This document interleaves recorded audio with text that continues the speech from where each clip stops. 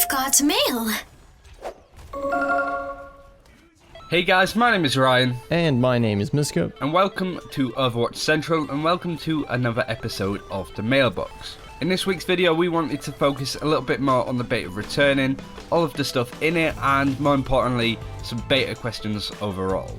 If you have any questions yourself and would like to see them in this video, be sure to drop them in the comments. If you have put a question in the comments already and it hasn't been answered, don't worry, we will get around to it shortly if we use it.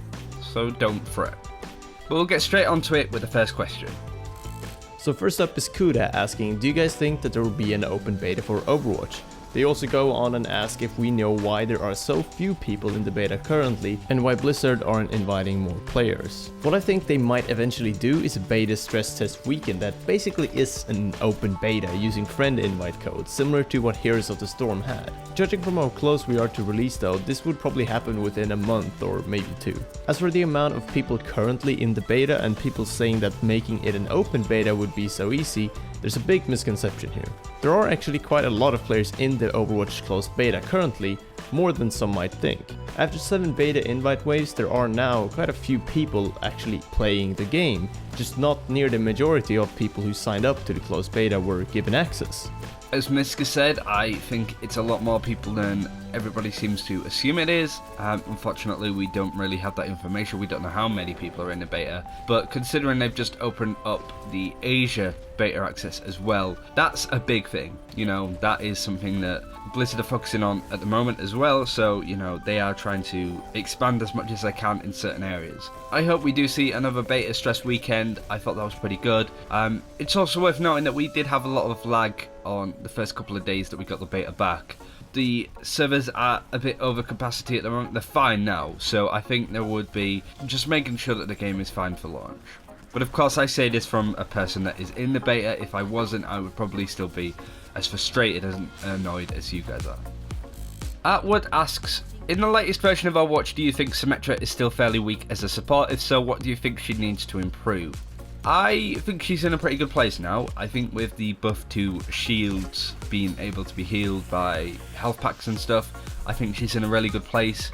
It certainly helps a lot more heroes having that extra bit of health that regens over time. The improvements before the beta went down, such as being able to put the shields on other heroes a lot quicker and putting sentries down, the cooldown was reduced on that, were very helpful. And with the ultimate charging over time, it's a lot easier to get your ult with, like I said, being able to try and throw yourself out on the front line and take or deal damage. It feels a lot more natural, and I think she's in a much better place at the moment. She's still a very hard hero to play. It requires a certain type of player to be able to play her well. We haven't really seen her in the competitive matches so far. Not really sure why. It might just not fit the tempo that these teams want to play at necessarily. But she's very good at certain stuff. She seems to be pretty good at control as well, which is quite interesting. But overall, I think she's in a good spot. Personally, I don't play a lot of Symmetra, but having one on your team is actually quite common. Symmetra is far from a weak support, but she can be tricky to play. Some people neglect her weapon and forget how handy the orbs she shoots can be. She requires you to play a bit more aggressively than what you would do with a Mercy, but she's no Lucio. It seems to be difficult to initially grasp the sort of concept of playing an efficient Symmetra, but once people figure it out, they contribute a lot towards winning. Next up is Harry Hawkins saying, do you think that the drop rates of rare cosmetics have been increased for the beta and will be lowered after launch? And if so, why do you think they are higher now? They also go on and give us an example that says, is it higher so we can see them all in use, or because they want it to appear like you can get cosmetics easily without microtransactions? This is actually a very good point that not a lot of people have brought up, and honestly, it's very hard to tell. Right now I have 2 legendary skins myself and an account level of 34. I don't know how many hours that translates to have played exactly, I can look it up, but I think it's over 20 hours at least, like from Tuesday then. This doesn't seem to be completely unreasonable to me, but I wouldn't be surprised if they increase the chances of getting a rare and epic box by just a little bit after launch, so the legendary skins are actually quite rare. So you actually have to sort of buy more loot boxes if you want to get one by credits. I'm sure they have a few more legendary skins and other cosmetics planned, but I'm very happy with the cosmetics so far. I even find some of the epic skins to be better looking than some of the legendary ones, so it's not just about the legendary skins. We will be doing a video on skins tomorrow. We'll be talking a little bit more about this question in a bit more detail. I have one legendary skin already, which is the McCree one, and I actually bought the rare skin for Zenyatta. The legendary skins are expensive for currency. I think they're about 1,000 currency, whatever the currency is called, but it's quite easy to earn that over time, especially when you open up 30 loot boxes. What I really dislike about the loot system is being able to see the colour of the box before you even open it. You can see it's a rare and you've already given up hope with what's in it. So what I think would be good is, like Hearthstone, just a normal box, you open it and the things that are in them are sort of hidden, you have to click to see them, and you could sort of see the epic or legendary outline for these things. I think that's interesting. I just don't like the idea that, oh, I got a loot box, oh, it's a blue rare. I don't really care what's in it. You know, you already given up before you've opened a box, which I think is really off-putting for a lot of people. But the skins are beautiful. I think there's far too many sprays and voice lines that just kind of clutter up what you actually want. But you're right, I do think that this is something where you want to be able to get legendary cosmetics without having to buy a load of boxes, which I do think is an issue. You don't want people that will just buy them outright to get all of the skins, whereas people that just want to play it over time get zilch. They get absolutely nothing. Daika DK asks, I like the changes in the ultimate charge, but do you think the cost of some of these tanks' ultimates need tweaking?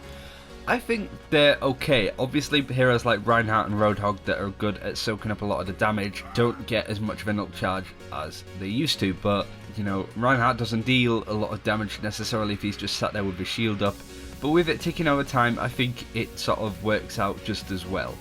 We saw Hanzo get his ultimate within 30 or 40 seconds of the match starting, which we thought was insane. It was ridiculous how quickly he could have got that, and we struggled to think of how he got that, really. But other than that, I think heroes are in a good spot as far as ultimates go. I think there's still a couple of balance issues that need sorting out, but that's for Blizzard to sort out, and I'm sure they're working on it as we speak. All ultimate charge rates seem very balanced for tanks at the moment. The only hero that gets his ult just a little too often is Junkrat. He's already a very strong hero at the moment, and you just seem to get a new rip tire all the time. I've played lots of Junkrat so far in phase 2 of beta, and even though I love playing him, I'd still like to see a nerf, simply because it feels like an imbalanced hero right now. I'm sure there are more hero balances coming, just not for tanks. And last comes the question that a lot of you have been asking us and Blizzard on social media and on many places on the internet. When are more beta invites coming? We get a lot of comments with questions similar to these, a bit too many for the boring answer we have. The simple answer is, we don't know. In the past, we've almost always seen Overwatch updates and beta invites waves on Tuesdays though, so make sure to keep an extra eye on r/Overwatch and the @PlayOverwatch Twitter page on Tuesdays. Will there be a beta invite wave tomorrow? Maybe, maybe not. I don't know. I guess we'll see in 24 hours. So we'll soon see. Thank you very much for watching Overwatch Central. Be sure to subscribe for more Overwatch content. We have got a video going out tomorrow where we are talking about the skins. It's going to be nice and chill. We're just going to sit, look through the skins, and just talk about what we like, what we want, and what we don't necessarily like about the system as a whole.